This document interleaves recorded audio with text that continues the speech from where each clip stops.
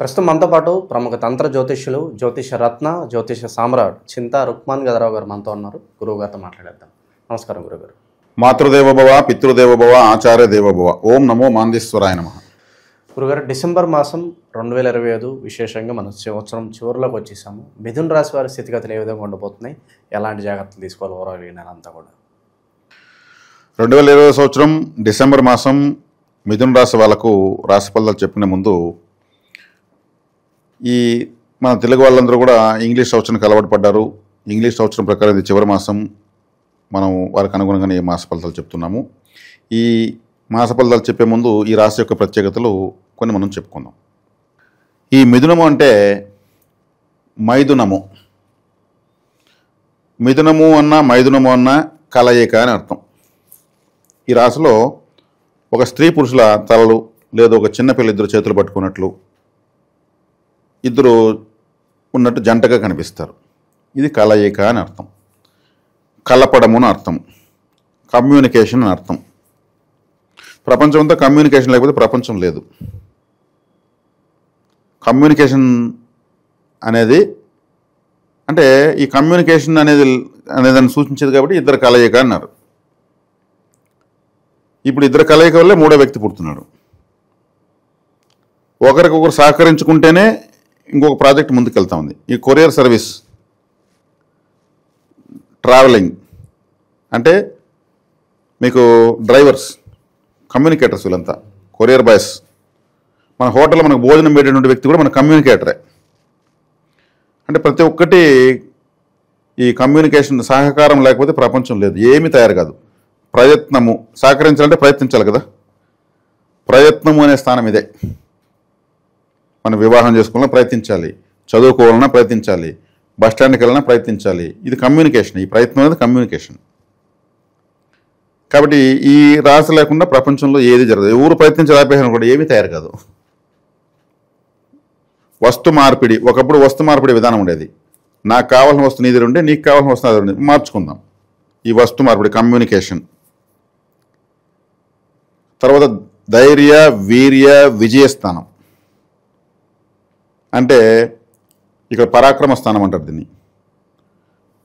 ఒక స్త్రీ ఒక అబ్బాయికి అమ్మాయికి వివాహ పొందాలు చూస్తూ ఉంటే ఆ అబ్బాయి జాతకంలో వీర్యస్థానం బలంగా ఉంటేనే సక్సెస్, లేదంటే ఎవరు పిల్లలు పుట్టరు.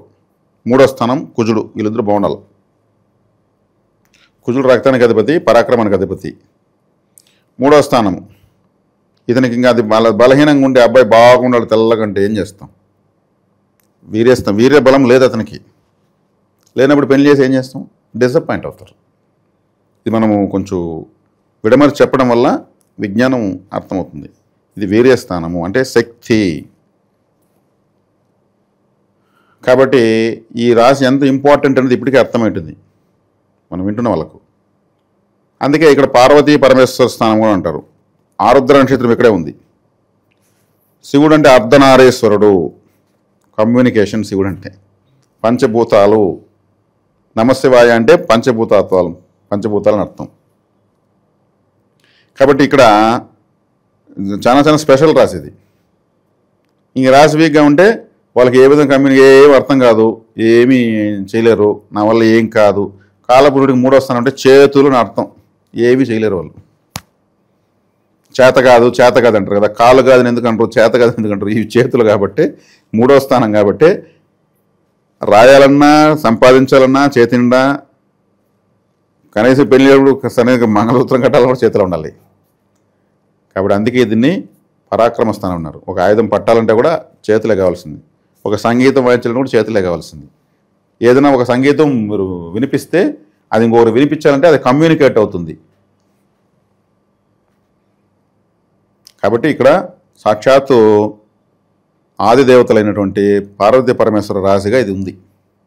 రుద్రుడు ఆది దేవతల వల్ల, ఆది దంపతులు. ఆరుద్ర నక్షత్రం ఇక్కడ ఉంది. ఆరుద్ర నక్షత్రంలో శివారాధన ఇంకా కాని పని అంటూ లేదంటారు. అది రాహుది ఆ నక్షత్రం. కాబట్టి రాహు అంటేనే కమ్యూనికేషన్, విదేశాలు. రాహు అంటేనే A to Z శాటిలైట్స్ కానీ A to Z కమ్యూనికేషనే కదా. కాబట్టి ఇలా చెప్తా పోతే ఈ రాశి గురించి ఇంక రేపు తెల్లవారి వరకు నేను చెప్తా కావాలంటే అంత పవర్ఫుల్ రాశి మిథున రాశి. 5 కలయిక లేని ఏమీ జరగదు. ఒక పక్షులైనా 2 పక్షులు కలవకపోతే దానికి ఇంకో పక్షి జాతి రాదు. ఉత్పత్తి పునరుత్పత్తి. అందుకు సాక్షాత్ పార్వతీ పరమేశ్వరులు దాన్ని ఆక్రమించారు. లింగోద్భవ సమయం అంటే అర్ధరాత్రి, అంటే పగలకి రాత్రికి మధ్య సమయం అర్ధరాత్రి. లింగోద్భవం పరమేశ్వరుడు ఉద్భవించాడు. ఇలా చెప్తే ఎంత శక్తి ఉందంటే అంత శక్తి ఉంది ఈ రాశిలో. కాబట్టి ఈ రాశి వీళ్ళు పొగడ్తలు బాగా ఇష్టం. అందుకే బోలాశంకరుడు అంటారు శివుని కూడా. ఆయన ఓను పొగడతారు, పూజలు చేస్తారు, ఆయన అన్నీ ఇచ్చేస్తాడు. ఈ రాశి కూడా అంతే, పొగిడితే ఏమని అన్నీ ఇచ్చేస్తారు.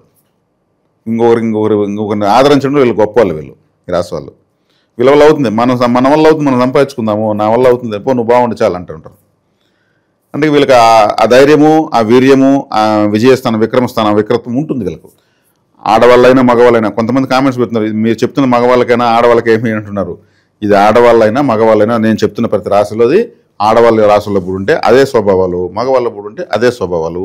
స్త్రీ పురుషులకు సమానత్వం ఇక్కడ ఫలితాలు ఉంటాయి.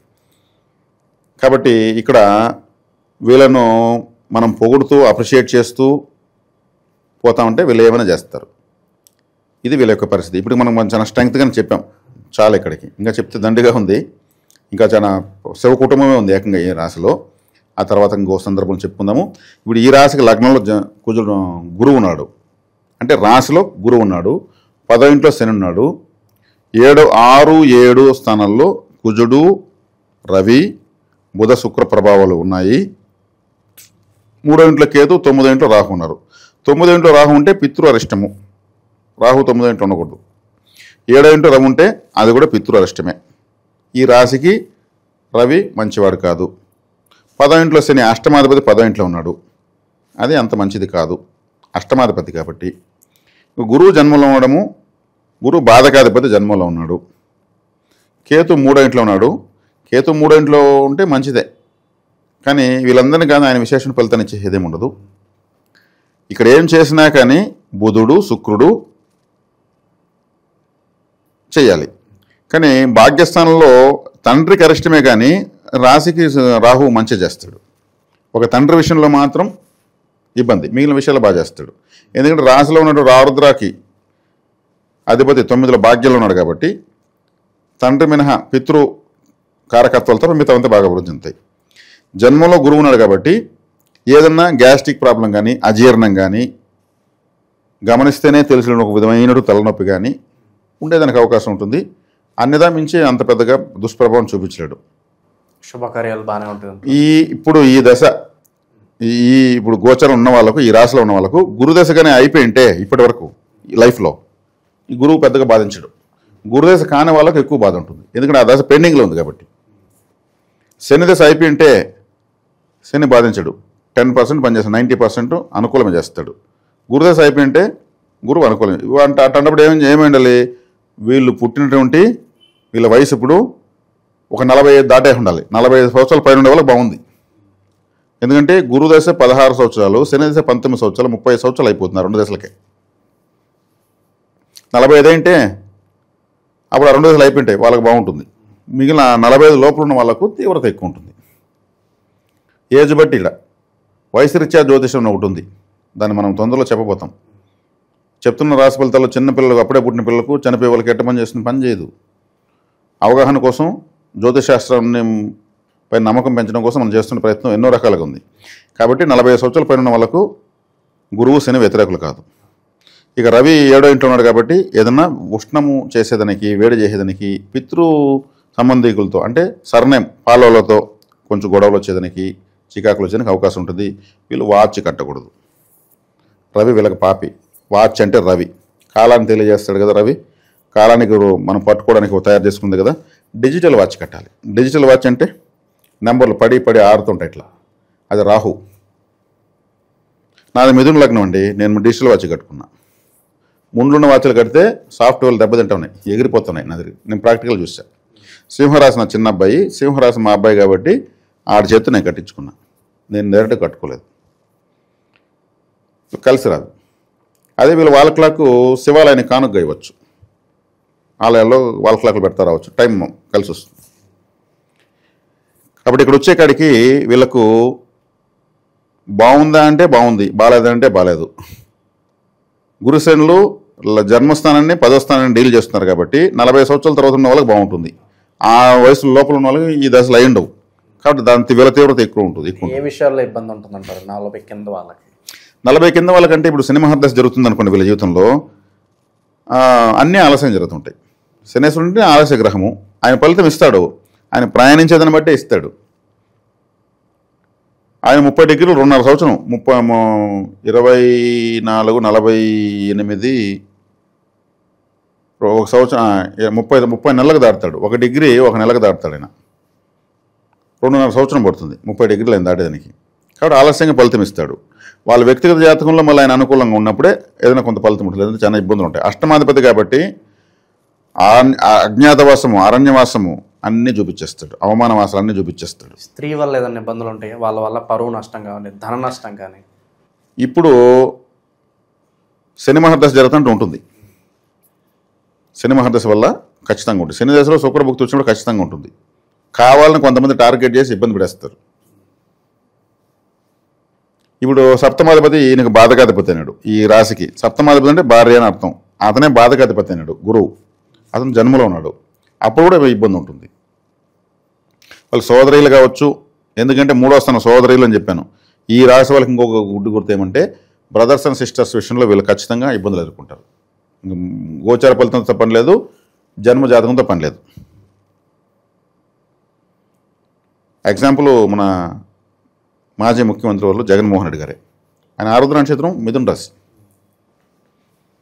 వాళ్ళ సిస్టర్స్ ఆయనకు వ్యతిరేకమే కదా. ఈ రాశి వాళ్ళు ఖచ్చితంగా అంతే రూల్. నాది మిథున లగ్నం అండి, నాది మిథున లగ్నం ఆరుద్ర నక్షత్రం లగ్నం పడింది నాకు. అది సేమ్ పరిస్థితి, దాన్ని అంతా ఫేస్ చేసాం. అలా ఎంతోమంది జాతకాల్లో పరిస్థితులు ఎక్స్పెరిమెంట్ చేసి చూసాం మేము. 100% తేలింది. మిథున రాశి అన్నా మిథున లగ్నం అన్నా బ్రదర్స్ అండ్ సిస్టర్స్ ఏదో ఒక రకంగా డిస్టర్బెన్స్ వస్తుంది. ఒకవేళ డిస్టర్బెన్స్ రాలేదంటే వాళ్ళు ఈ భూమిపైన అరుదైనటువంటి గొప్ప వ్యక్తులు అన్నారు. ఆ కారకత్వాలు అప్లై అయిపోతాయి, ఎనర్జీ పాస్ అయిపోతుంది, రిసీవ్ చేసుకోవాల్సింది. ఇన్వెస్ట్మెంట్స్ పరంగా ఏమైనా జాగ్రత్తలు చెప్తారా వీళ్ళకి ప్రస్తుత కాలంలో? ఇన్వెస్ట్మెంట్లు ప్రస్తుతానికి వద్దండి, కొంచెం ఆచి చూచిపోవడం మంచిది. వీళ్ళు ఇన్వెస్ట్మెంట్లు కావాలంటే పెట్టుకునేదానికి తొందరలో మంచి టైం వస్తుంది, పెట్టుకోవచ్చు. వీళ్ళు ఇతరులకు మోసపోవడం చాలా ఈజీగా అయిపోతారు కాబట్టి మోసపోకుండా ఉండాలి. ఆల్రెడీ ఉద్యోగం చేస్తున్న వాళ్ళు ఏదన్నా వేరే ఆఫర్ వస్తే మారాలా వద్దని ఆలోచిస్తున్నారు. మారచ్చు. అలాగే నిరుద్యోగుల పరిస్థితి ఏంటంటారు? మారచ్చు. నిరుద్యోగులు ఇప్పుడు నేను చెప్పినట్టు శనిదశ గురుదశ జరుగుతూ ఉంటే కష్టతరంగానే ఉంటుంది. ఆ కష్టతరంగా ఉన్నా కానీ చేయక తప్పదు. చేసుకొని రావడం వల్ల వీళ్ళకు బుధ మహర్దశ, గురుదశ శనిదశ అయిపోయిన తర్వాత బుధ మహర్దశ పెడుతుంది. బుధ మహర్దశలో ఒక స్థాయికి వచ్చేస్తారు. వీళ్ళకంతా పార్ట్ 2 లైఫ్ బాగుంటుంది. మిథున లగ్నంలో మిథున రాశి వాళ్ళకంతా పార్ట్ 2 అంటే 40s తర్వాత సూపర్గా ఉంటుంది, మంచి స్థాయికి వెళ్ళిపోతారు. లైఫ్ టైం విక్టరీ కొడతారంటే మామూలు కొట్టరు వీళ్ళు, చాలా అద్భుతంగా ఉంటుంది. ఎందుకంటే ఎవరికి రానిది ఇంటెలిజెన్స్ సంపాదించేస్తారు. బాధలు పడి పడి పడి పడి పడి పడి ఇంటెలిజెన్స్ సంపాదిస్తారు, తెలివితేటలు. అది వీళ్ళు సంపాదించేటువంటి నికరమైన ఆస్తి. అంటే శని నలిపేస్తాడు, గురువు నలిపేస్తాడు. 35 సంవత్సరాలు వీళ్ళిద్దరూ తినేస్తారు వీళ్ళ జీవితాన్ని. మళ్ళీ బుధుడు వస్తాడు, రాశ్యాధిపతి వచ్చినప్పుడు కూడా 4 సంవత్సరాలు యోగించడు. ఆ తర్వాత మళ్ళీ అద్భుతంగా తీసుకెళ్తాడు. మధ్యలో వీళ్ళకి వివాహం మంచి చూసుకొని కాంబినేషన్ చేసుకున్నారంటే భార్య ద్వారా లిఫ్ట్ అయిపోతారు. ఇక ప్రస్తుత కాలం అయితే ఎటువంటి పరిహారాలు దైవారాధనలో ఉంటే బాగుంటుందంటారు? వీళ్ళకు శివారాధన ఎక్కువగా చేయాలి, శివాలయానికి ఎక్కువ వెళ్ళాలి. అరటి పండ్లు బాగా తినచ్చు వీళ్ళు. ఆరుద్ర నక్షత్రం అరటి పండు, బనానా ఎక్కువ తినచ్చు. తేనె, కాఫీ, బ్లాక్ గ్రేప్స్ ఎక్కువ తీసుకోవచ్చు. రాహుకాలం కలిసి వస్తుంది. వీళ్ళకు ప్రత్యేకించి grey related ash colour, silver colour, maroon colour కలిసి వస్తాయి. రాహుకాలం కలిసి వస్తుంది. రాహుకాలాన్ని అడ్డం పెట్టుకుని ఏ పనులు ఆపుకోవాల్సిన అవసరం ఏం లేదు. జనరల్గా రాసి ఇచ్చే చెప్తారు. వారంలో ఏ రోజు ఎక్కువ ప్రిఫరెన్స్ ఇవ్వచ్చు అంటారు వీళ్ళు?